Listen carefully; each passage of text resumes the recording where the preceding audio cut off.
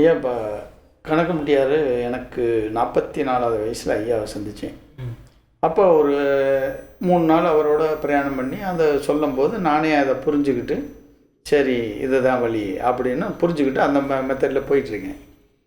இதில் வந்துங்க எனக்கு கடந்து வந்து அதுக்கப்புறம் ஐயாவுடைய 2014 ஐயா ஜீவசம்மதியான அதுக்கு இடையிலேயே நான் பல சித்தர்களை கடந்து வந்தேன், பார்த்தேன். ஒவ்வொருத்தரும் ஒரு நிகழ்வுகளை சொல்லியிருக்காங்க. அவங்களுடைய கண் பார்வையில் சில விஷயங்களை நான் புரிஞ்சுக்கிட்டேன். இப்படி வந்ததில் எத்தனையோ இன்சிடெண்ட்டில் நான் கடந்து ஆபத்துகள்லையும் ஆக்சிடெண்ட்லையும் தப்பிச்சிருக்கேன். இதுக்கெல்லாம் காரணம் ஐயா சித்தப்பரிசனால ஐயா நமச்சிவாயம் சிவபெருமானுடைய அனுக்கிரகத்திலையும் இன்னை வரைக்கும் வண்டி போயிட்டுருக்கு. இதில் நான் வந்து இன்று வரும் தலைமுறைகளுக்கு நான் சொல்ல உங்கள்கிட்ட மூலியமாக உரையாடி நம்ம கலந்து பேசுகிற மெயின் விஷயம் என்னென்னா, இந்த கிரகங்கள் ஒரு பக்கம் இருந்தாலும் கிரகங்களின் சூழ்நிலை எப்படி இருந்தாலும் குலசாமி இல்லைன்னு ரொம்ப பேர் குடும்பத்தில் தடுமாறுறாங்க. நிறைய பேர் குடும்பத்தில் குலசாமியை தெரியாமல் தர்றாங்க. அவங்களுக்கெல்லாம் நீங்கள் ஒரு நல்ல வழியாக என்ன வழி, பெரியவர்களை எப்படி இது வழங்கணும் என்னன்றதை நீங்களே சொல்லுங்க ஐயா, உங்கள் வாயாலே சொல்லுங்கள், ரொம்ப நல்லது. கண்டிப்பா ஐயா. இப்போ எப்படி பார்த்தீங்கன்னா குலதெய்வங்கிறது ரொம்ப முக்கியம். ஏன்னா அது வந்து எப்படின்னா, இப்போ தாய் தகப்பனுக்கே நீங்கள் வந்து சோறு போடலை அப்படின்னு நம்ம சொல்கிறோம்னு வைங்களேன், இது எப்படி ஆகுன்னு நான் சொல்கிறேன். இந்த ராகுன்னு பேசியிருக்கேன்ல உங்களுக்கு சொன்னீங்க.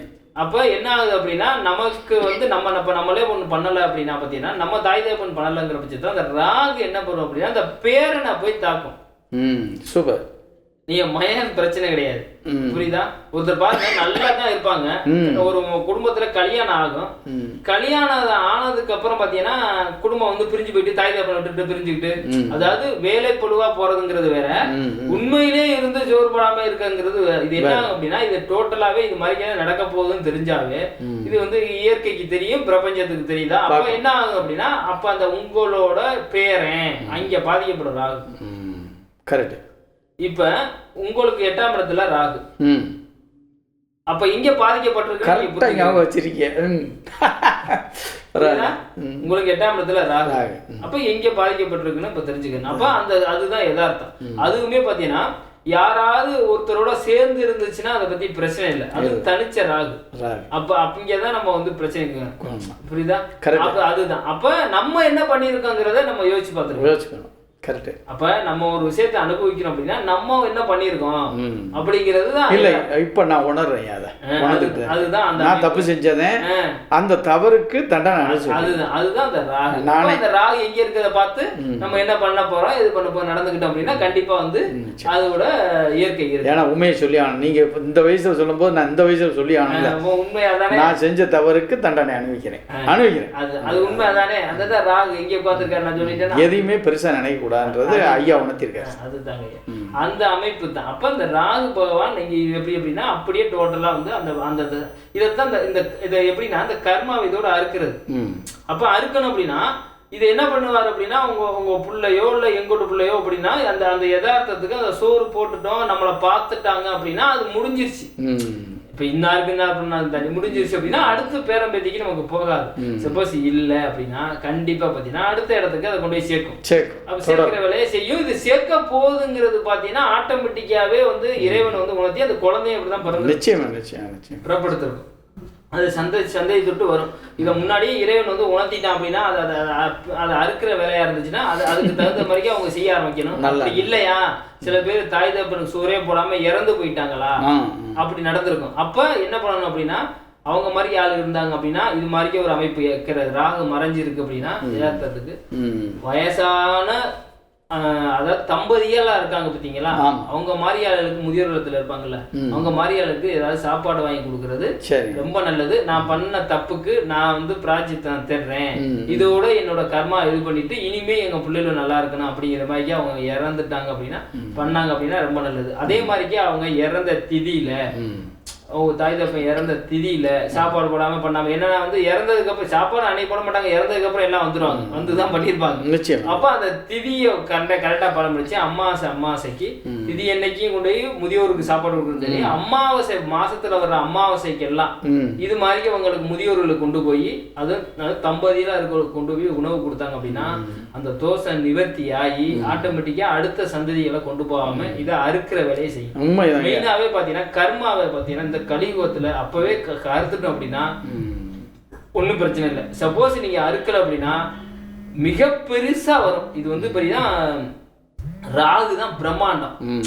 அப்ப அந்த பிரம்மாண்டமா அந்த கர்மா அடுத்த லெவல்ல வரும். அப்ப என்னன்னா பிறக்கும் போதே சாப்பாடு கஷ்டப்படுற இவன் கஷ்டப்படுற சூழ்நிலையில பிறக்கிற சூழ்நிலை இது மாதிரி ஒரு அமைப்பு எல்லாம் இருக்கு. அதே மாதிரி 2ஆம் இடத்துல எல்லாம் ராகு உட்கார்ந்துச்சு அப்படின்னா அவன் சாப்பாடும் சரி சம்பாதிக்கிறதுலே அவ்வளவு பிரச்சனையை கொடுக்காது.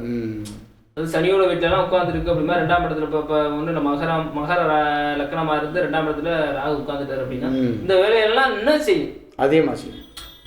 சரி, அப்ப சாப்பாடு அவன் பிராடுங்கிற சுச்சுவேஷனுக்கு மக்களே தீர்மானிக்க வைப்பாங்க. அப்ப பிராடுனாவே எவனையும் மதிக்க மாட்டான்ல.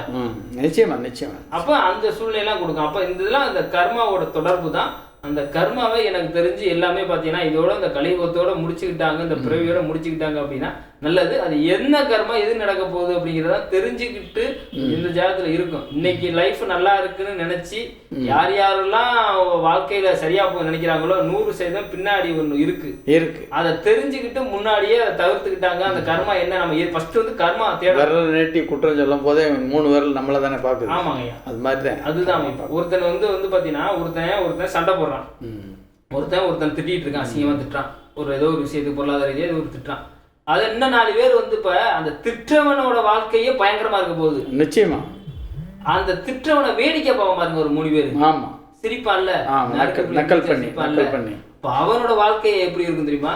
கேவலமா. இவனை விட அவன் பல மடங்குல இருப்பான். அப்ப உனக்கு பிரபஞ்சம் என்ன பண்ணுது அப்படின்னா அப்ப கஷ்டப்படுறது வந்து உனக்கு சந்தோஷமா இருக்கு.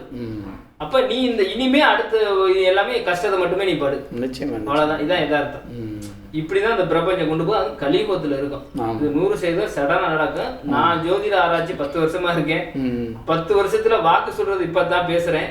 பட் ஆனா இந்த 10 வருஷம் ஆராய்ச்சியில 100% நான் தெரிஞ்சுக்கிட்டது 100% உடனே நடக்கும். இல்லைங்க, ரொம்ப அருமை. அதாவது தன்னைத்தானே உணர்ந்து பேசுறது எல்லாரும் பேசிட முடியாது. கண்டிப்பா. இப்போ இந்த வயசுல நீங்க பேசுறது எனக்கு ரொம்ப பெருமையா இருக்கு, ரொம்ப சந்தோஷம். என்னன்னா தன்னுடைய செய்த தவறை உணர்ற மனுஷனை இன்னைக்கு நான்லாம் பார்க்கல. அன்னைக்கு ஆவுடையார் கோயிலில் வந்து அந்த சிவனுடைய சித்தன் மாணிக்க வாசகரை பார்த்த மாதிரி ஆகிப்போச்சு எனக்கு உண்மையிலே. கண்டிப்பா. உங்க யூடியூப்பே எங்கே பார்த்தேன்? திருவாரூர்ல பார்த்தேன். எனக்கு தெரியும் ஐயா. இது நம்ம ஒரு வார்த்தையை தருமாறி நம்ம விட்டோம்னால அந்த அம்பு திருப்பி வந்து பல மடங்கு வேகத்துல வருங்கிறது எனக்கு தெரியும். இது யதார்த்தம். அந்த அம்பு வந்து நம்ம விடும்போது யோசிக்கணும். பட் ஆனா எதிரியோட அன்பு எப்படி எந்த அளவுல வருதுங்கிறத பார்த்து நம்ம பண்ணோம்னா அது வேற. பட் நம்ம உயிரை காப்பாத்திக்கிற நம்ம ஒரு விஷயத்தை செஞ்சுதான் ஆகணும். அது ஒரு விஷயம். பட் ஆனா எதை செஞ்சாலும் அதுல நியாய தர்மம் 100% இருக்கணும். புரியுதா? எப்பவுமே நம்ம வந்து ஒண்ணுமே இல்லை. நீங்க பெரிய யானையை மற்ற வாக்கெல்லாம் தேட தேவையில்லை. தனக்குள்ள தன்னை தேடுங்க, நல்லா இறைவன் தானா உங்களுக்குள்ள வந்துடுவார். நிச்சயமையா. நீங்க யாருங்கிறத நீங்க தேவையா போதல. ரொம்ப இந்த வயசுல இப்போ ஞானமும் அறிவும் பேசுறதுக்கு உங்களை சந்திச்சு ரொம்ப மிக்க மகிழ்ச்சியா. மிக்க நன்றி.